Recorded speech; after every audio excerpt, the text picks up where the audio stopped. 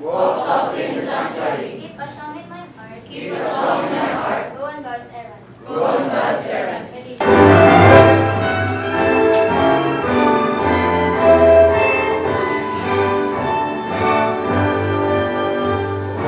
We are the pathfinders strong, the servants of God are we. March, march. Forward, march.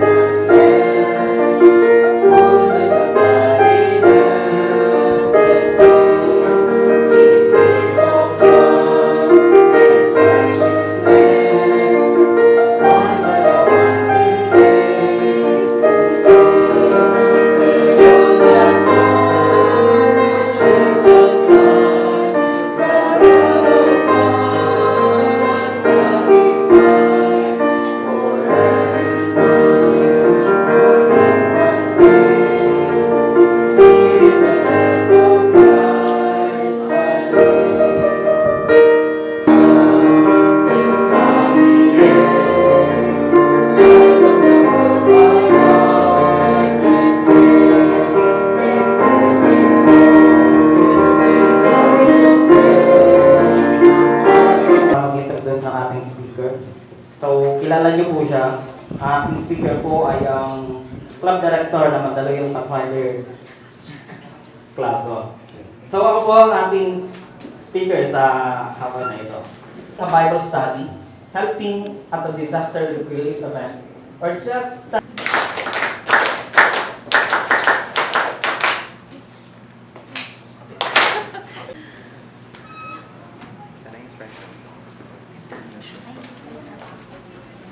ay matutunghayan natin. I-share po sa atin ng ating mga pathfinders ang ilan sa mga skills na kanilang natutunan during their classes. Ayan. From our friend class, sila ay magpe-present ng memory chart. Ang Explorer class naman ay Morse code. Ranger is camp safety. Voyager, not tying, at pinakahuli po from guide class, red alert. Ano ba yung red alert na yan? Okay, sige, sunod-sunod na po yan. Unahin natin ang friend class para sa kanilang memory charts.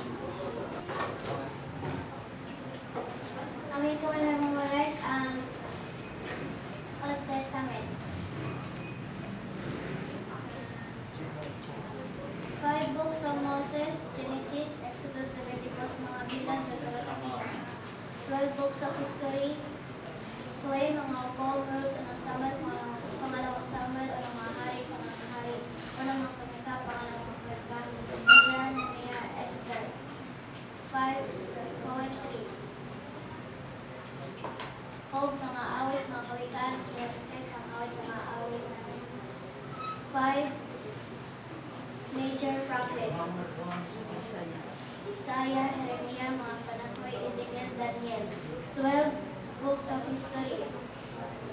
Hosea, Joel, Amos, Obadiah, Jonas, Micah, Nahum, Habakkuk, Zephaniah, Haggai, Zacharias, Malachias.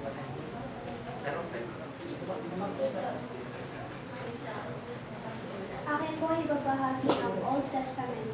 Genesis, Exodus, Leviticus, Numbers, Deuteronomy, Joshua, Judges, Ruth, 22nd Samuel, 22nd Kings, 22nd Chronicles, Ezra, Nehemiah, Esther, Job, Psalms, Proverbs, Ecclesiastes, Song of Solomon, Isaiah, Jeremiah, Lamentation, Ezekiel, Daniel, Hosea, Joel, Amos, Obadiah, Jonah, Micah, Thessalonians 1 and 2, 1 Timothy, 2 Timothy, Titus, Philemon, Hebrews, James, 1 and 2 Peter, 1 and 2 John, 3 John, Jude, and Revelation.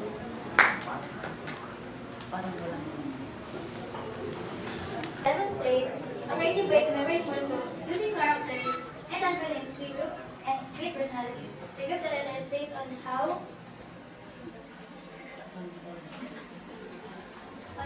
their Morse code patterns to. Para mas madali siyang Matandaan. Pero bago tayo magsimula, i-explain ko po ang history or saan nanggaling ang Morse code. Noong 1832 hanggang 1835, maagang pagsumbong nagsimula si Samuel Morse, isang Amerikanong inventor kasama ni Alfred Bell, ang kanyang katuwang sa pagsusuri na di kuryenteng telegrafo upang makapagdala ng mga mensahe sa magitan ng oras. Ibig sabihin, sa taon na ito ay ang dalawang si Samuel Morse at si Alfred Bell ay gumagawa ng isang non-technical na konkretong telegrafo para hindi na kailangan ng kuryente para sa pag-message. Noong 1836, prototype ng telegrafo na nakabuo si Morse code ng isang maganang prototype na telegrafo na nakapagdala ng pulsong kuryente sa kawal. Ang mga pulsong ay kumakatawan sa mga letra at numbers.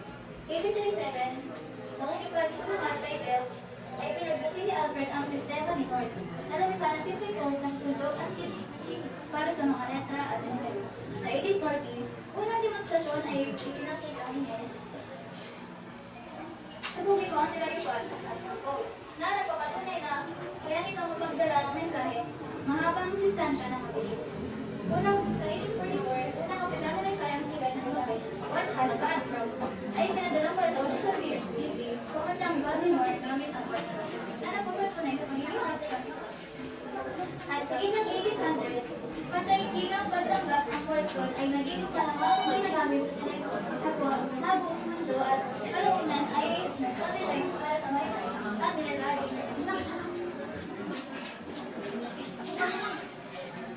Ngayon ay tayo ay pupunta sa mga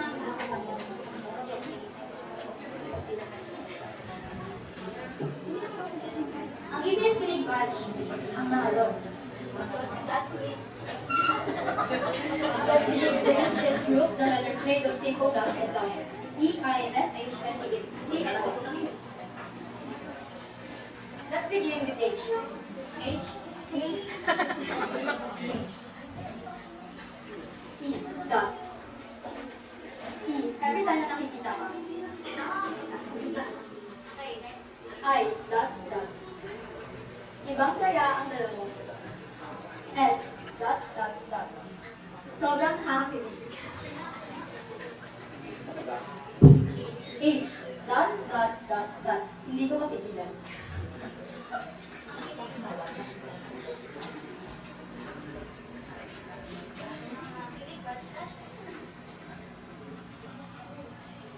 T, dash. Tingin mo ba lang? M, dash, dash. Mapapasman na ako. O, dot, dot, dot. Dash? Dash, dash, dash.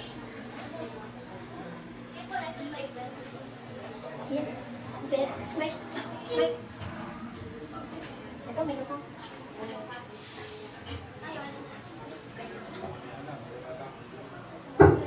Ngayon ay tuloy na tayo sa exercises na bago.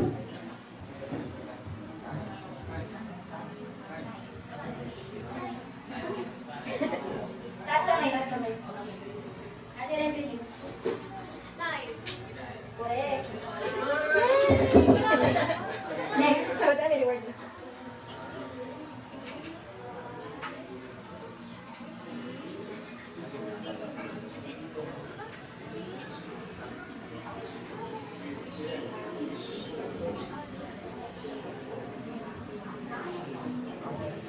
Okay, ready? Yes. Okay. Ate Ara. History. Nag-require na tayo. Now let's move on to the group of letters with Morse code patterns mirror each other. These pairs are easier to memorize because their dots and dashes are simply reversed or arranged in opposite patterns. First pair. A and Yes, sa pang next. A and N represented by adding rooted. A is dot dash.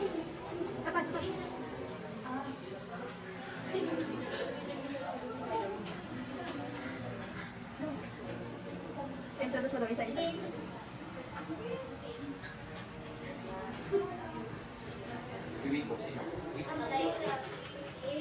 Hello?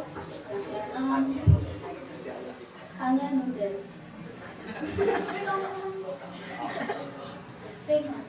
Nakikita ang dot at saka yung dash ay dahil ito ay nagsimula sa page niya. At sa'yo naman, kabilektaran lang dahil ito yung kami.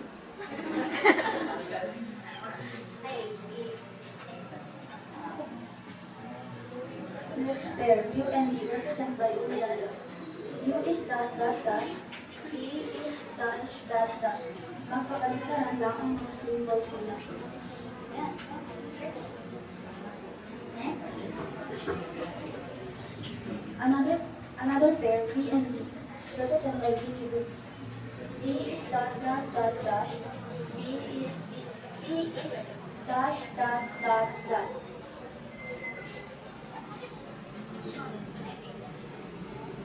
Next pair, W and G represented by G. W is dash dash dash. G is dash dash dash. Opposite patterns again. And finally, our more complex newer pairs Y and Q, represented by Yana and Kira. That means with pattern case. Y is dash dash dash dash. Q is dash dash dash dash. Both starts and ends with strong dashes, but the middle parts fixed. Kaya perfect silang mag-partner. With these mirror patterns, personified true characters representing them. Learners can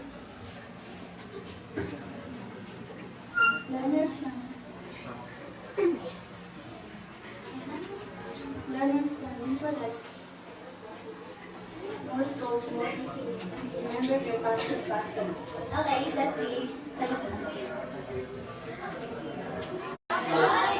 Sleeping light exercise. May natatakot tayo sa grupo ng mga teachers na madali lang maalala dahil parang mga tao sa ito lang kung titingnan sa mga patterns. Ito ang mga letra K, C, at X. Ang K po is knockout or skipping. Sabihin mo, ano ba sa mga action ng code? Sinuntok pa siya? Charot. Okay. Ang most pattern ng K ay dot to dot. Kung iisip ko parang itong dalawang dot na parang nakapikit na mata at ang higit sa gitna ay parang mukhang pikit na taong tulog na tulog.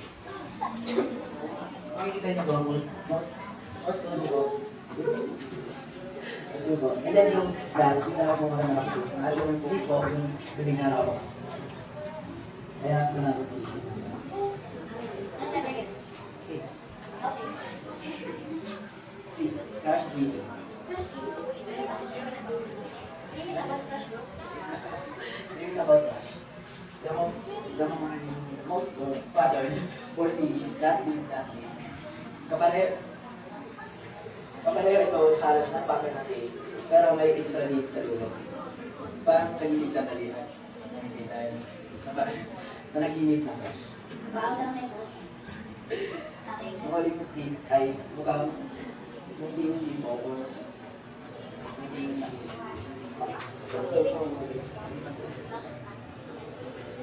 Makikita niyo po din yung may dagdagan po. Parang kapareho ka po ng knockout. Kasi may dagdagan din sa hindi po kayo. Crush natin sa yung Gigi. Ang ito, ano yung snort.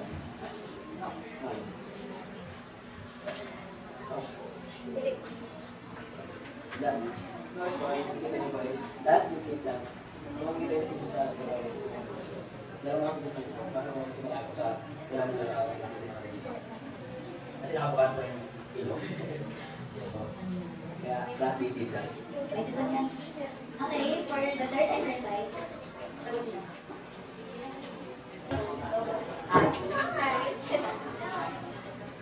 Susunod naman ay ang special na grupo ng mga titik na parang mukhang kapag pinaligtas ang kanilang responses. Ang grupo ng RFL at P. Para mas madaling tandaan, gumawa tayo ng maikling kwento tungkol sa isang kalilitong detective na hindi masolusyonan ng kanyang kaso. Eh, bakit siya naging detective?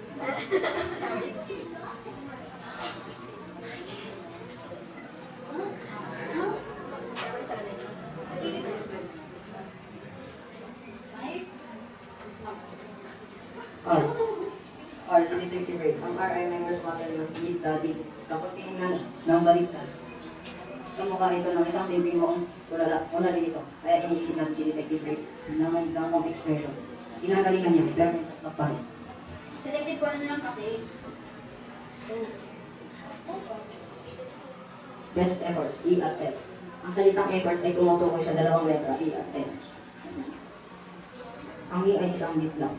Parang magluluwa o maliit na tatbak mula sa isang mukhang nalilito. Ang F naman ay deep daddy. Parang mahabang expression ng isang tao sa panagiging. Overthinking sa crush niya. Talaga. Magkasama, pinapakita ng E at F ang pagsisikap ni Detective Ray na mag-isip, pero litong lito pa rin. L is lead. Ang words ng L ay lead dash is lead. Ang unang dalawang tunog lead da ay parang parehong mukha pa rin ng pagkalito. At ang karagdagang lead ay parang maliliit na bakas o dots na nawawala sa kawalan. Despite Dr. Ray's best efforts, the reads are pitiful at best. P. Try not to laugh. Pag sumama kayo, matakot kayo. Unique characters. Next, we move on to unique Morse code letters na madali matandaan dahil may special stories, J at C. J, the CEO. Si J ay jellyfish na CEO. CEO ng UFO. The next is, Kaya tinawag ko siyang J.O. Bakit J.O.? Kasi ang J ay kombinasyon ng dalawang kilalang characters, D, dit, at O, da. Kaya ang J ay dit, da. Madali siyang tandaan dahil parang pangalan ng isang boss o leader. okay, next. Z, zebra. Zami na waka. Para naman sa Z, ang yun natin ay zebra na nakalang zami namin na mula sa African team sa waka. Bakit zami na? Kasi ang partner ng Z ay dada, parang letter M. Tapos dit, parang letter I. So Z, dada, dit. Sa tuwing makalimutan ninyo ang Z ay isipin lamang ang ni sa zami namin na. Salamat po. Dumako na tayo sa exercises. Mukha siyang gusto. Ito na po ang last exercise. Taas ng kamay. Gusto niyo ba lang yan? Taas ng kamay. Gusto niyo ba lang yan? Ano siya? Ano, babae siya? Pinakamasamang babae sa Biblia.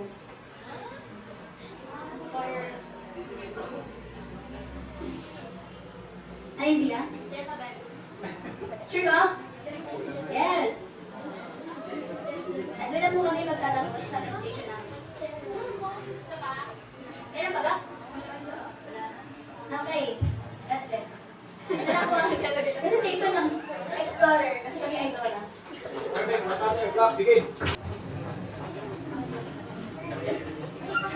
Happy AY po. Happy AY. Okay? Ang i-represent po ng 8th class sa hapong ito is Camp Safety.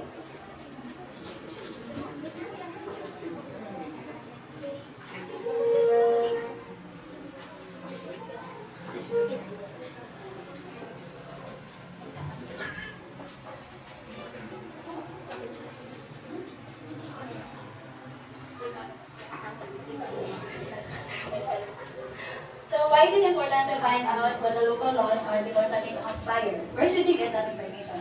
To avoid paying a fine or getting penalty and to ensure safety, you can get this information from fire department websites or offices, camping websites or organizations. Sa madalas ang tao po, importante po ang mga local laws sa ating aerial bago po tayo magsimula ng apoy sa campsite.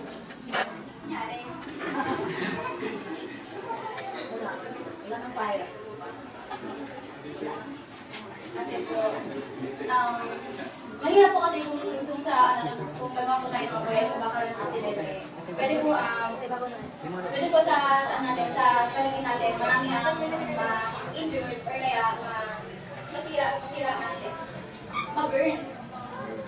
Mag-burn yung mga gamit doon sa campsite na pwede na kailangan natin bayaran or na-destroy or destruction. Identify ko yung reason why a campfire to never be unattended campfire can spread and cause poison.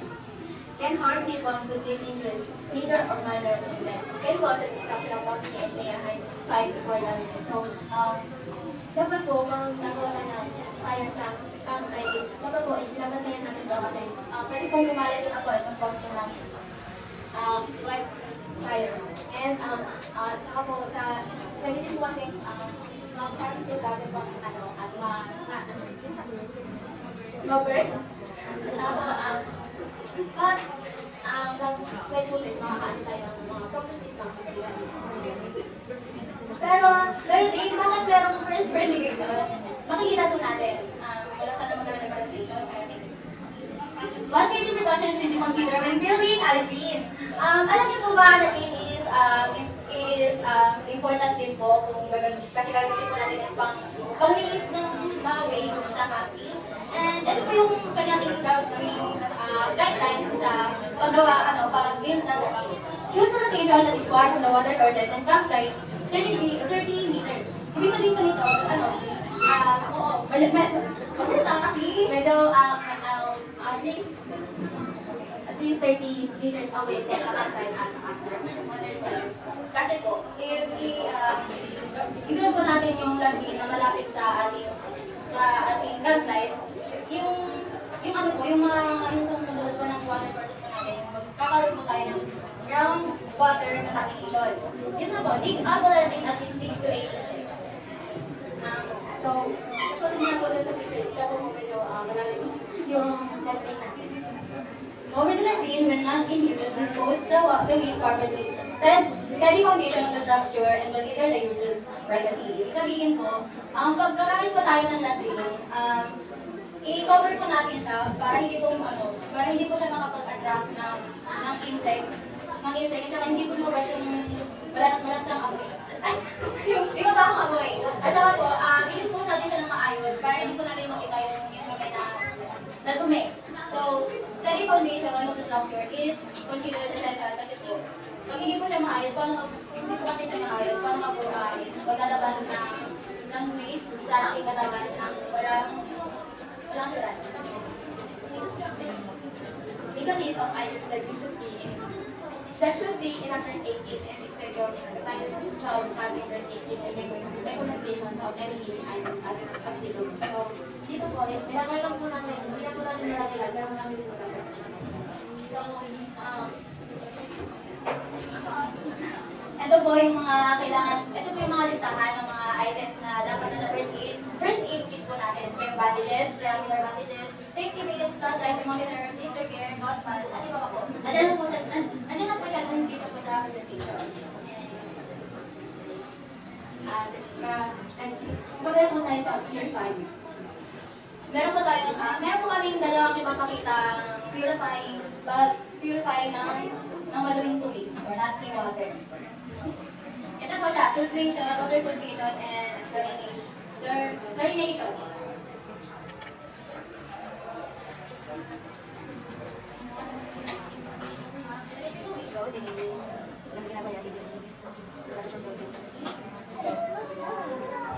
Ito po yung water filtration na ginawa po namin. Ito po, yung ginamit po namin, ito yung recycled water bottles. And nagkuha lang po kami ng mga bato dun sa nasahan. Tapos nag-iip po kami ng buhangin at humingi ng mga durog-durog na charcoal. Paano po namin?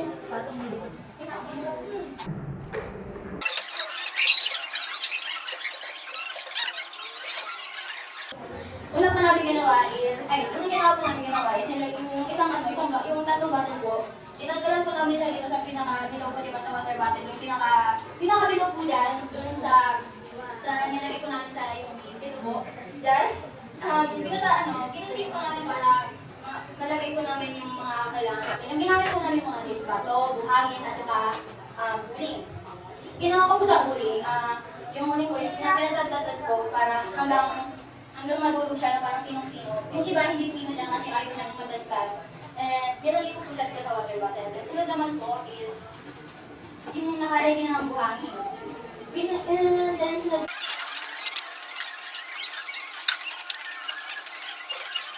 Hello po, kami po ang Voyager class and ang i-represent po namin ngayon is the science.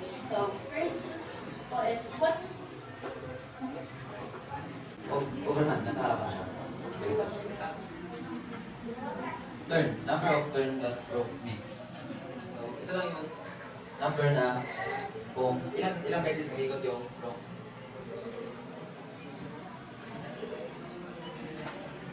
Tapos, sunod po, bend. It is used when the two ropes tie together. So, halimbawa po, meron po tayong dalawang tali, tapos po yung thread. Tapos, sunod po is hitch. Used to tie a cord ring or post, also used to tie one rope to another rope. So, yung naman po hitch, ginagamit po siya, halimbawa po pag meron po kahoy na pagtatalian po. Tapos, May dalawang kahoy na itatali sa isa't isa. Ayun. Yun yung hitch. tapos sweeping. A binding knot is used to prevent another line of play. So kapag po meron pong damage yung tali niyo po, pwede niyo po yung switch.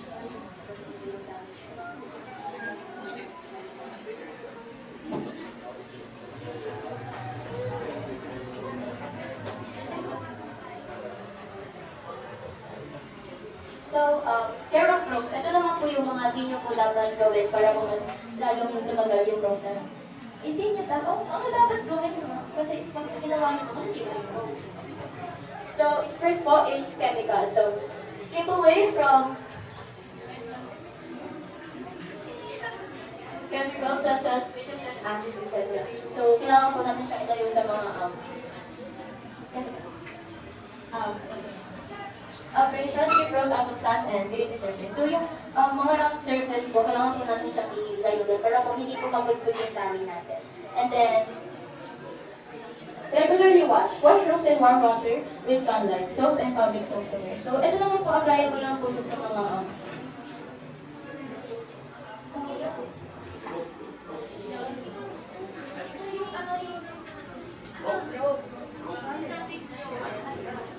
Magpapawagin po namin yung fence ni Mama. Excessive temperature. Keep ropes away from excessive heat.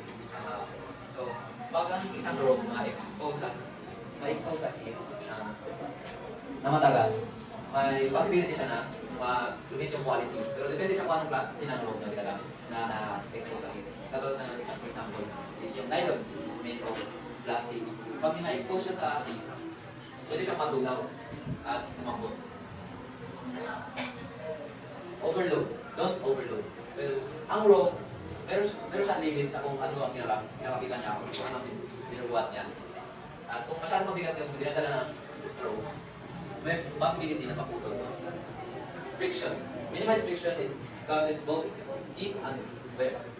So sa friction, ayan, example. Yung so kung yung gumagamit ka ng dalawang rope, tapos kailangan mo siyang i-adjust halos palagi. So yung rope, nagpapalik-palikan siya, na-adjust mo. So palagi yan, umiinit siya. So sinabi ko nga kanina, pag may heat, possible din siya makita. Maybe yung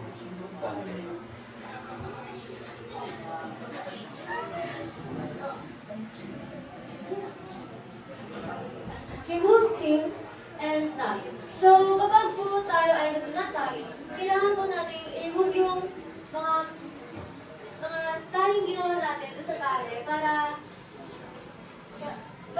ayun, hindi siya masira siya, hindi siya mag-curl. Kasi kapag yung tali, kapag nadala siyang nakatali sa tali. Madala siyang nandun sa position ng tali na yun, pwede siyang mag-curl.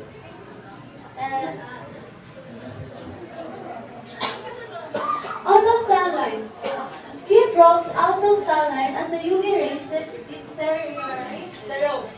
So, kapag, ayun nga po, sabi lang po nila kanina, kapag yung rope na ano sa heat, pwede siyang matunaw, pwede siyang umapoy, pwede siyang ay, pwede siyang lumabak, gano'n. Kasi, ayun nga, sa heat. Protect from damage. So, kailangan po namin ingatan yung mga ropes natin. Kasi, in case of emergency, kapag kailangan mong gamitin yung rope, tapos wala kang pera, kapili ng other rope, kasi sila na yung rope mo eh, madami mo siyang gamit eh. Ano mo gamit mo, di ba? Wala kang pambili. Sila na yung... Basta, ingatan po natin yung mga ropes natin, kahit hindi sila important sa life natin. Equal wear. Try to use different parts of the rope and not just wear our one end. So, kapag po tayo ay nagnanantay or gamit natin siya, huwag po tayo lagi doon sa isang end lang. Kasi, katulad naman ng sabi ko kanina, kapag yung isang tali ay lagi siyang, matagal siyang nag-stay doon sa pagkakatali niya, pwede siyang mag-curl. Yeah. So, kailangan po natin gamitin lahat ng parts ng tali natin. Kasi, parang useful naman po, di ba? Sabi nun, kaya yun. Shock. Never shock load a rope. Kapag po nag-aano tayo, di ba?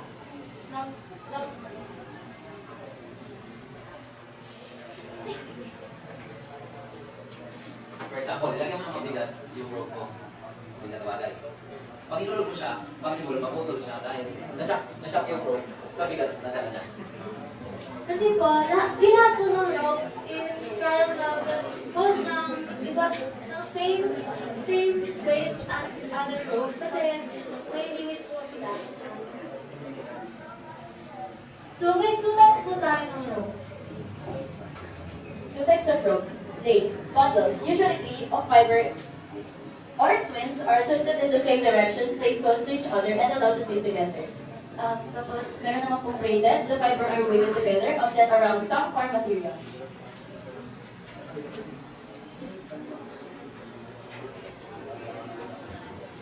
So, yung mga uses po nun is this. Blade. Repels water, able to withstand immense strain, can be spliced with standard techniques. And sa braided naman po, works well with pulleys and rigging, decorative knots, decorative knots, and flashes. Sino na mag-live? Diyan na kayo? Diyan na. Nakalikod kayo. So dahil po wala po kami blindfolds, nakalikod na lang po kami. Ako nakatalikod talaga kayo sa ano? Kahit, basta yung Nag-usap na ba kayo? Pakita tayo niyo.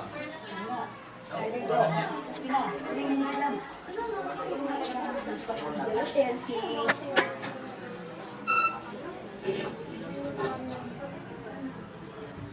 Ang tali nga rin siya. Huh? Ano yun? Pretzel?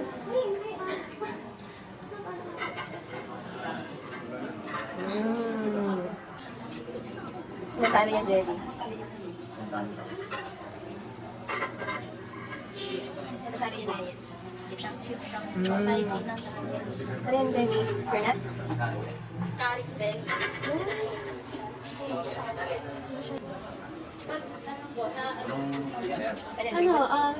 shipshang. Ship-shop ito. Ano po, yung shipshang po kasi, napapaiksi po siya ng tali. Sorry na. Nasa So, purpose niya talaga pag-paiksi. Yes. Ito siya nakakarik yung gamit niya. Yung ginawa ko pong knot is double sheet bend. Yung sheet bend yan. Yung sa'yo ba eh? Yung ginawa kong knot is carrick bed. Sa akin po yung pinaka-basic, yung ginawa ko lang po is fisherman's friend. Hindi ko po alam.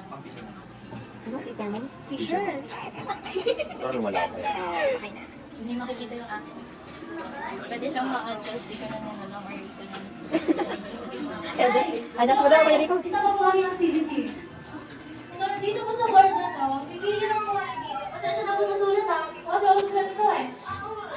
Pipili po kami dito and isabihin niyo po sa amin kung ano yung nut na yun. Siya. Tama. Sa likod naman po, kayo po. Sa likod, last one. Last one na to. Surgeon na. Ay, surgeon. Surgeon's na. Nat daw ni Sir Jun. Surgeon's na naman.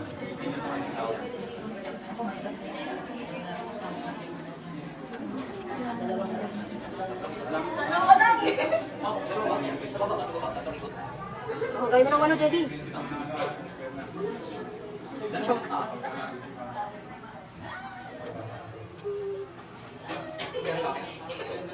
Naging apat.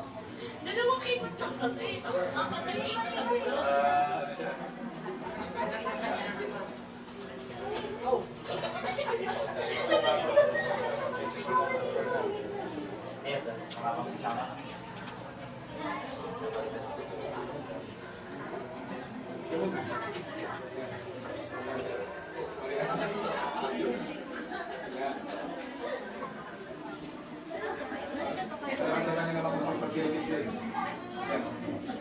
Okay. Alarm, pwede po natin yung i-pull para po aware po yung ibang tao na merong sunog na nangyayari. And kung di naman po gaano kalaki yung sunog is, pwede po tayong gumamit ng fire extinguisher and para po mawala po yung apoy. Yan. At kung ang apoy naman po is sobrang laki na at hindi na po siya kayang ma-fire out ng fire extinguisher, pwede na, dapat po tayo mag-evacuate quickly and safely as possible po. And keep in mind then that fires can spread very quickly. So, mas better if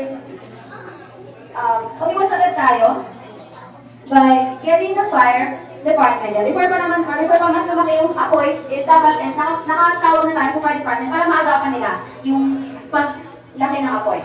And kung, situation problem, kapag tayo po ay nasa loob ng isang room, meron po dalawang doors. Nangyari po, meron nasa loob ng room. Tapos, merong apoy na hindi mo alam kung saan banda. Meron dalawang doors. First door and second door. So, para din malalaman kung nasaan ba yung sunog. At, malalaman po natin yun kasi by tapping the door hand or doorknob. Kasi po, di ba usually ang doorknob natin is metal. Kapag nainitan yung metal na yun, is nakakapasok. So, para malalaman natin kung nasaan nga ba yung fire at kung saan pwedeng mag-exit, i-tap po natin doon. Hindi po pwedeng ito. Kasi may fingerprints yan. Maaari po masunog yung fingerprints natin. Hindi na tayo ma-identify. So, ang gamitin po natin is ito. Sample po, may doorknob. Doorknob. Gagawin lang po natin. Kapag mainit, hindi po safe na lumabas sa door na yun. Kasi andun po sa kabila yung apoy. And kung cold naman po, safe po na lumabas. And so, next po naman is pag napunta tayo sa isang motor vehicle or accident po. So, yung una po natin gagawin is iwasan po yung pagpanik. Matik na po yun. At itry po natin na i-call yung police. So, after po natin i-calm yung sarili po natin, bilang po itanggal po, aalis po tayo sa gilid po ng kalsada para po maiwasan po yung traffic at maiwasan din po yung pagdagdag po na danger. Yan po. So, pag natanggal po na po natin yung vehicle sa road is, papaalisin po natin yung mga kasama po natin sa loob ng vehicle. At, so, alam niyo po ba yung mga road flares, yung pag nilalagay po siya sa lapag is, umiilaw po siya ng red. Yun po, ilalagay po natin po siya para po na ma-alert po natin yung iba pong vehicles na mayroon pong aksidente ahead of them or yung nasa harapan po natin. Para po na mag-slow down sila at maiwasan po nila yung aksidente din po. So, let us move on po sa earthquake. Yan. Di ba usually po, kapag earthquake, ang lagi natin ginagawa is duck and roll. Pero hindi lang yun. Yan. Kapag nasa labas tayo at hindi na nangyari ang earthquake, ang una natin gagawin is umiwas tayo sa mga maaaring bumagsak sa atin. Like yung, ito yung may mga wires, yung stoplights, or buildings na yung mga bato na pwede makatama sa atin. And hindi pa tayo sa lugar na kung saan wala masyadong trees or power lines or buildings. And Ayun. And then, hanggang sa matapos na yung pag-shake. Kapag nasa loob naman tayo ng building or houses natin, is remain calm, and pumunta po tayo sa, gagawin natin ng duck, cover and hold, which is duck is to stop, and hahanap po kayo ng stable na table or chair na pwede niyo pong gawin pang cover. And ang gawin niyo po is, yung kamay po ninyo is ihawak po sa ulo ninyo, and din isa po is para po sa left. Para po hindi po kayo injured or iwas din po na malalang accident. Yes po, kailangan po kasi, hindi po yung leeg natin. And next naman, yan, once na nag-stop na yung earthquake or yung pag-shake, is possible na tumakbo na tayo o mag-evacuate na kaagad tayo. Pumunta tayo sa nearest exit na makikita natin. And yun, sa tulad ng ginawa natin kanina is maghanap kayo ng lugar na walang shallow trees or mga bagay na pwede makasa sa inyo. Yeah. Be aware din sa hindi dahil na huminto na yung earthquake is wala tayong aftershock. Lagi po may aftershock na nangyayari. Kaya don't assume din na ligtas na kayo kaagad. So yung next naman po is flood. Una po natin gagawin is learn the safest route to travel. At pupunta po tayo sa higher ground. Since flood po siya, hindi po tayo maaabutan po ng tubig. Disconnect electrical appliances and equipment or turn off the main breaker. Kasi nga po, electricity nga po, alam naman po natin yung mangyayari pag nagka-contact yung tubig sa electricity. Do not attempt to cross a flooded stream such as one that is over the road. Yung water po pag bumabaha po is malakas po, kaya pag tayo po ay pumasok po sa tubig is pwede po tayong masama po sa flood po. Next naman po is hurricane. Yan. When a hurricane is forecast to strike your area, take steps to protect yourself. So, before pa naman po ay mangyari yung hurricane, dapat po maging aware tayo. Dapat lagi tayong alam natin kung ano bang mangyayari ng ating panabagyo para makaprepare pa tayo. Mas maintas natin yung natin sa sitwasyon na gano'n. And sa ito po, usually nakikita ko po ito sa Amerika, na ginagawa po nila is nalagyan po nila ng plywood or tinatakpan nila yung mga windows sila nila pinatay para prevent po yung any danger or accident na mangyayari. Kasi possible po, kapag nagkaroon po ng hurricane and yung window ninyo is hindi siya naka-shutter or walang plywood, pwede po mabasag yun and pwede po makahubog sa inyo. Yan, laging prepared din po na maganda ng first aid kit. Next naman po is thunderstorm. So, iiwasan po natin yung pupunta sa lugar na may mga tall objects kagaya ng trees na aalis po tayo sa mga trees, tall objects, water, and objects made of metal, such as railing, kasi hindi po na-attract po yung thunder. If possible, pupunta po tayo sa loob ng isang building or car para po maiwasan po yung thunder. If your hair stands on end, drop to your knees and place your hands on your knees. So, pag tumataas na yung buhok po natin, ibig sabihin po is may strike na po na thunder po sa inyo. Kaya po, ito po yung gagawin po natin po para po maiwasan po yun. Next is atomic emergency, or yung mga bomb threats. So first is, this will make you small yan. Yung first is to decide if you should evacuate or take shelter. Kung meron pa pong oras, kasi kung meron oras bago sumabog ang atomic bomb, ang una yung gagawin is maghanap po kayo ng lugar, pang shelter, para po hindi po kayo masabugan. If possible, pumasok po kayo sa building or anything na magiging safe kayo. And make sure din po na cover niyo po yung mouth and nose niyo para po hindi po masipot yung usok or any poisonous gas na maaamoy natin. Next naman po yung rank out. So, sa ating ibigay sa mga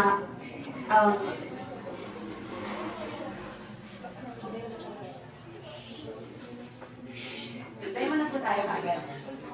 Yan. Ano ba yung mga pwede natin gawin if someone's clothes catch on fire?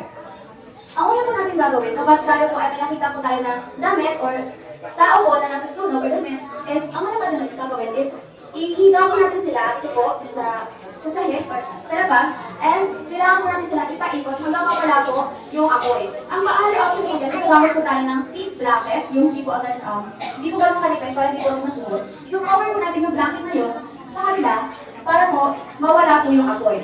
At kung tayo naman po, ay yung isa po natin, or close pa natin is susunod, gagawin po natin yung stop, drop, and roll. Yan. Ang stop po is dito po tayo sa ginagawa, hihiga po tayo at iinumin po tayo. Next naman po, is severely bleeding wound. So, natawag po ako ng isang pathfinder. Nayen. Yan. Isipin po natin is si Ate DJ po, Pathfinder DJ, ay meron pong severe bleeding sa kanyang right arm.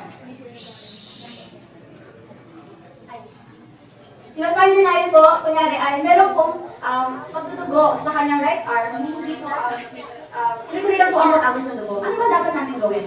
Una po, para po mag-stop yung wound, i-press po natin siya, i-press hard onto the wound, ito pong neat na, or clean na cloth, yun po sa sugat. And once po na-press po natin yan, is, i-elevate po natin yung limb, or ito po, kung saan po yung may injury or may sugat. And kung cover po natin siya, yan, bandage,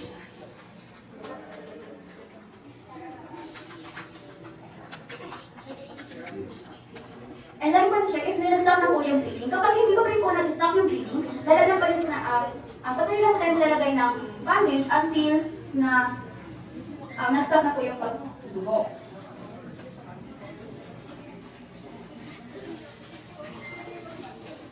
I-check din po natin kung after po natin lagyan nila ng bandage, i-check po natin yung kamay at paa nila kung warm pa rin po ba or cold. Once po na cold na po yung kamay nila, at dahil nga po, kaipit po yung pagkamatali, pwede po natin tanggalin yung bandage para po mag-circulate po yung blood. And once po na-stop na po yung pag-bleed, is natawag po tayo ng medical or help para po baligtad. And lagi po natandaan is, lagi po dapat nakataas ang limb or saan po yung may injury. Ganyan po. Dapat din po yung hindi po sa lagi nakataas din po.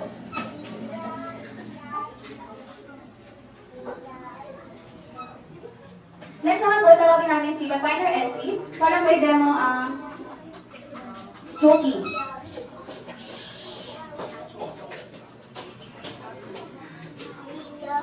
Yan. So, kung meron po ng choke, the first thing na po is, sasabihin mo din sila na ikaw. Kasi po the best, let's say po, possible po na pwede mo na kapag nag-choke tayo is bumbo. Para po lumabas po yung nakastock sa ating lalaman na si airway. Until po, nakapalabas na. Pero kapag hindi pa rin po naging effective ang pagbubo, gagawin po natin is yung, hindi po siya hindi maneuver, pero ito po yung magandang gawin din para ma-prevent yung, or ma-stop yung pag-choke. Una po, i-bend po natin siya, or check po muna yung mouth. Yes. I-check po muna yung mouth kung meron na mga stock na pwede hilahin. Yes. Kapag i-bend po natin siya, and using your thumb, ito po, itatap po natin siya dito po. Ito po, sa may gitna. Huwag niyo po tatakaan yung mga buto-buto kasi baka po is masira.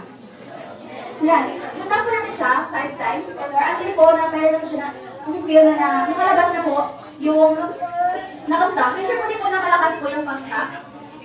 Then, make sure na nakabend.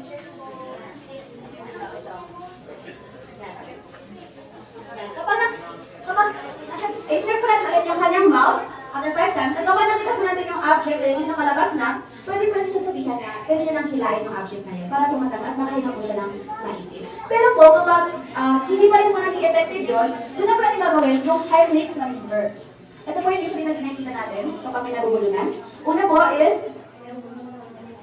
i-wrap po natin yung ating arms around her waist, and using your fist with one hand, ito po, thumb natin, dapat po nakabatik po siya. At nakatutok po siya sa baba ng rib. Dapat po hindi po sa baba ng rib. Dapat po nasa abdomen banda. Yan, sa may gitna. And, iba po siya, it-up natin. Parang bubuhatin din natin siya. Kaya, using po our hand, hindi po siya ginagamit. Para, yun po yung gawin natin para ma-push yung pataas, yung thumb natin. At para malabas din yung nakastang sa kanyang airway.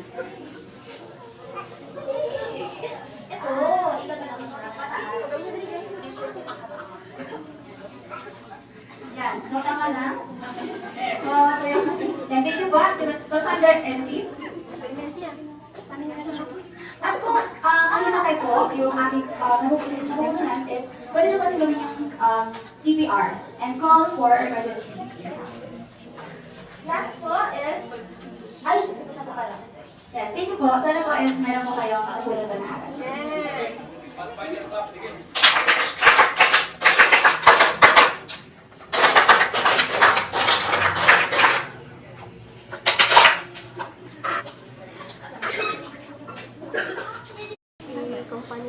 So bago ko po ibigay, is babasahin po muna natin ang certificate po natin.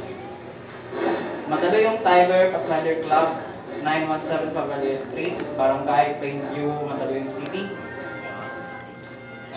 Certificate of completion. This certifies that Black Pathfinder name has successfully completed the course for Friend class, given this 29th of November 25 at Mandaluyong Seventh-day Adventist Church. Be strong and courageous. Do not be afraid or discouraged, for the Lord your God is with you wherever you go. Joshua 1. Signed by Club Director, Master Guide Israel U. Lapris, Head Elder, Elder Rico L. Figuro, and Master Guide Robert G. Bautista, our investing officer. Pathfinder Atalia Maika B. Pangkiko.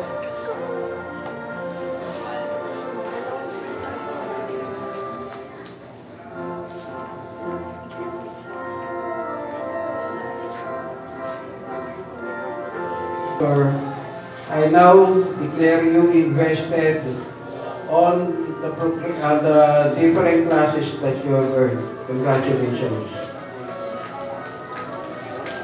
Ano gagawin niyo?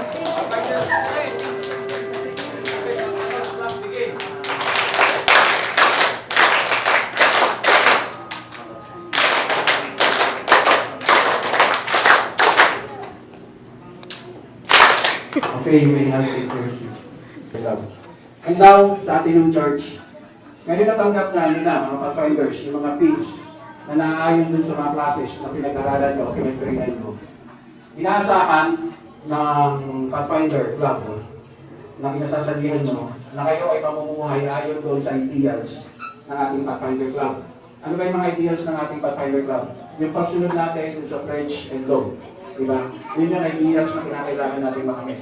At kung sakasakali na hindi nyo na kaya na sundin yung mga ideals na sinasabi sa ating Pathfinder law, ay hinihilingan kayo na ibalik yung mga fees na natanggap nyo. Pero sana naman ay huwag nyo ibalik dahil alam ko naman bilang mga Pathfinders kayo ay tutugma o gagawa ayon doon sa mga ideals na sinasabi sa ating Pathfinder law.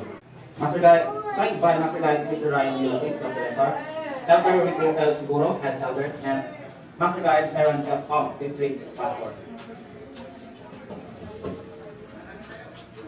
Pagkatapos, tayo po ay namin po ipapanalangin ang mga na-invest pasang sa hapon ito. So, tayo po lahat ay tumayo. Tayo po. Pakita po namin at mapapala po namin Diyos. Salamat po sa inyo sa mga nandito, sa mga patuloy na sumusuporta po sa ating Pathfindering, and sa mga Pathfinders at sa mga parents. Maraming salamat po sa inyo. Courage to stand. We are called to stand for such a time as this. May our Heavenly Father, Dear Heavenly Father, what is over all, what is over you and me, what is over you and me, till we meet again. until we meet again. Peace, man.